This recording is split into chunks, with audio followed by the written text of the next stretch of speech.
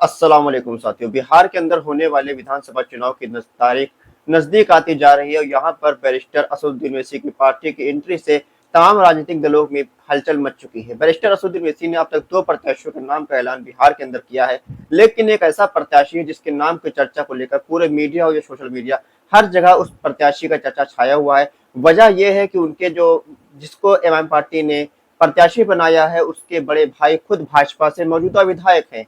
आपको पता चले कि भाजपा विधायक के भाई को बैरिस्टर असदुद्दीन ओवैसी साहब ने आखिर क्यों टिकट दिया है, आखिर क्या वजह है जो बैरिस्टर असदुद्दीन ओवैसी साहब ने भाजपा विधायक के भाई को टिकट दे दिया। आज इस वीडियो में हम इस चीज की चर्चा करने वाले हैं। आपको पता चलिए कि ढाका विधानसभा सीट से बैरिस्टर असदुद्दीन ओवैसी साहब ने जिस प्रत्याशी के नाम का ऐलान किया उसका नाम है राणा रणजीत सिंह। राणा रणजीत सिंह राजपूत समाज से आते हैं, एमआईएम पार्टी से लगभग एक साल पहले से जुड़े हुए हैं और यहाँ पर काफी मजबूती के साथ एमआईएम का पक्ष रखते नजर आते हैं, एमआईएम के मेहनत करते हुए भी नजर आते हैं। लेकिन इनके बारे में एक बात इंटरेस्टिंग है कि इनके जो बड़े भाई है राणा रणधीर सिंह, वो मधुबन विधानसभा सीट से भारतीय जनता पार्टी के विधायक हैं। इनका जो परिवार है राजनीतिक परिवार से ताल्लुक रखते हैं। राणा रणजीत सिंह के वालिद मधुबन सीट से 4 बार विधायक रह चुके हैं।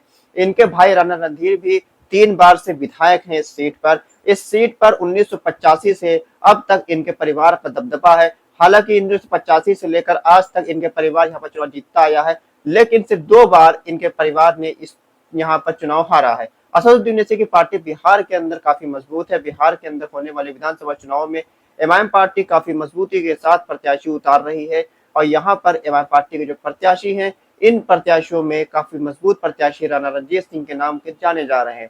राणा रणजीत सिंह को शिवहर लोकसभा सीट से भी एमआईएम पार्टी ने अपना प्रत्याशी बनाया था 2024 के लोकसभा के चुनाव में, लेकिन उनको हार का सामना करना पड़ा था। वजह सिर्फ एक थी कि लोगों को लग रहा था कि राणा रणजीत जो है वो सिर्फ चुनाव लड़ने के लिए एमआईएम में आए हैं, चुनाव लड़ने के बाद एमआईएम से छट जाएंगे, वापस भाजपा में चले जाएंगे अपने भाई के साथ।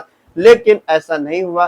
चुनाव में हारने के बाद भी राणा रणजीत सिंह मजबूती के साथ एमआईएम पार्टी से जुड़े रहे और एआईएमआईएम पार्टी को मजबूत करने में, नए नए लोगों को पार्टी में जोड़ने के लिए पूरी पूरी मेहनत करते रहे। और आज वक्त ऐसा आ गया कि राणा रणजीत सिंह को सोशल मीडिया के अंदर लोग हीरो की तरह देखते हैं। एमआईएम पार्टी के एक राजपूत समाज के नेता एमआईएम पार्टी का परचम लेकर पूरे बिहार के अंदर फिर रहा है, तो ऐसे में लोगों का उन पर यकीन आ चुका है। ढाका विधानसभा से जहां से एमआईएम पार्टी ने उनको प्रत्याशी बनाया है, तो ये सीट में काफी बड़ी तादाद में मुस्लिम वोटर्स रहते हैं।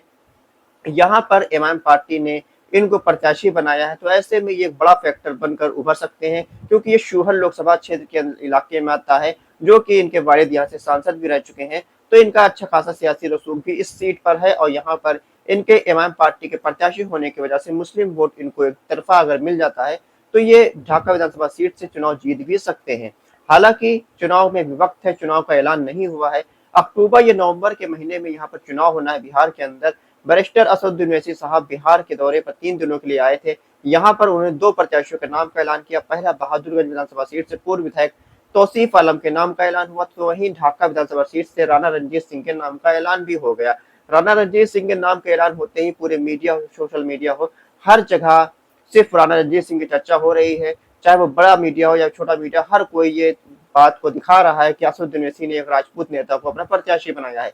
हालांकि जो राणा रणजीत सिंह है, ये काफी अच्छी छवि के व्यक्ति हैं, काफी अच्छा इनका बैकग्राउंड है। इनके वालिद जो थे वो भी सेकुलर पॉलिटिक्स करते आए हैं, लेकिन इनके बड़े भाई सिर्फ हैं जो भारतीय जनता पार्टी में है, लेकिन इनका इनका परिवार का भारतीय जनता पार्टी से कोई ऐसा खास ताल्लुक नहीं रहा है। सिर्फ और सिर्फ इनके जो बड़े भाई हैं ये सिर्फ यही पार्टी में, भारतीय जनता पार्टी में है। इनके अलावा जिनके वालिद थे वो जनता पार्टी में, इसके अलावा यहाँ पर आरजेडी में रहे हैं।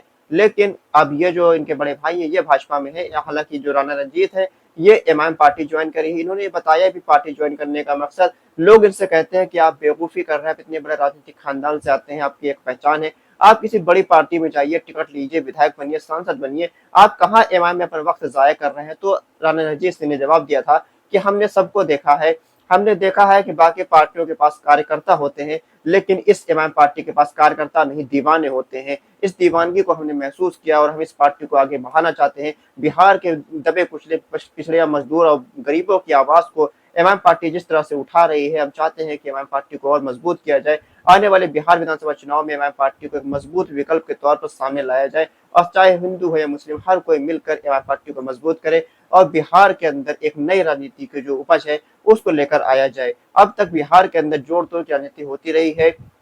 यहाँ पर सिर्फ और सिर्फ दो परिवारों का दबदबा रहा है, एक नीतीश कुमार, दूसरा लालू यादव का। इस चीज से निकलना होगा। अब यहाँ पर जो बुनियादी मुद्दे हैं, विकास का मुद्दा है, रोजगार का मुद्दा है, कुल पुलिया का मुद्दा है, उस मुद्दे पर वोटिंग होनी चाहिए।